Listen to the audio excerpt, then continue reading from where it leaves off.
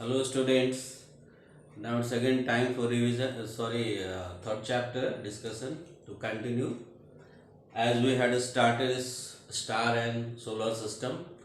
Regarding a star, I had discussed in previous video, and there in last we have gone through the light year, unit of measurement of distances between planets or heavenly bodies.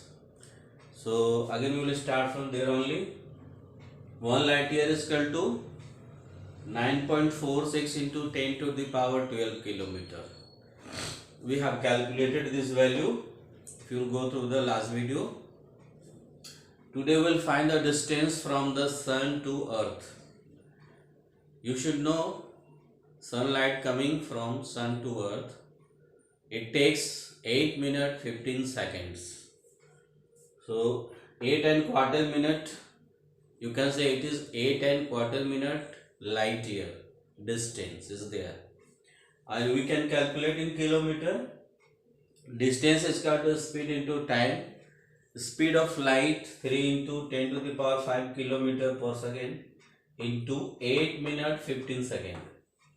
This is the time that is taken by the light to come from sun to the earth, and this minute converting second. And if you will add this to, then it will roughly come 500 seconds. Multiply this, then you will find 15 into 10 to the power 7 kilometer. This is the distance from earth to sun. The sun is the nearest star to the earth. The second nearest star after sun is Proxima Centauri. Proxima Centauri is the second nearest star from sky to the earth. Its distance is 4.3 light year. 4.3 light year. If you will calculate this, you will find 4 into 10 to the power 13 kilometer distance. If you will calculate this like this way, you will find this is the distance. Now after this we will continue. A group of stars, they used to form some pattern or design, especially in the sky, night sky, that are visible, which are known as constellations. So now we will learn about the constellations. So what are the constellations? It is the group of stars which appears to form some recognizable shape or pattern. So these are 88 numbers of known constellations in the sky. Today we have. They are all appear to move from constellations appear to move from east to west direction, because our earth is moving from west to east direction. So due to the rotation of the earth, all the constellations or stars appears to move from east to west due to earth's rotation. Now some important constellations we have to discuss one by one. So here I have written the name of 5 such important constellations. One by one you go through. Ursa Major, Orion, Leo Major, Cassiopeia and Scorpio. So these are the 5 main constellations. About this we have to learn. Today we will continue with first one, Ursa Major. Ursa Major, it is also known as Great Bear. Bear means animal, great bears. If this shape is recognized as a great bear, it is also known as Big Dipper. Big Dipper means big spoon, like a spoon, big spoon.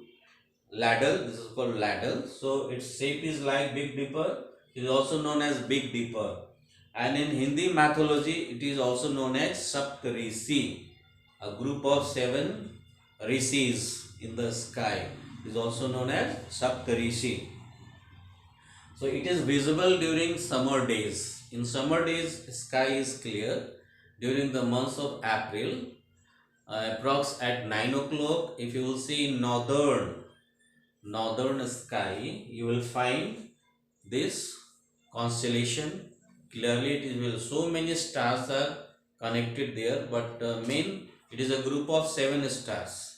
7 bright stars are forming Big Dipper, and with the help of this Saptarishi or uh, Ursa Major, we can also identify the polar star. You can see, now just go through this. This is the figure of Ursa Major, and in straight of Ursa Major, at the northern sky, you can see there is a pole star. So pole star can be identified with the help of this Ursa Major.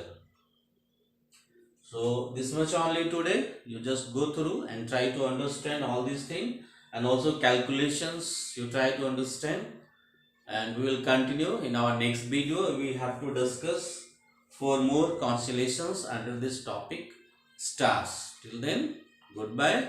Thank you.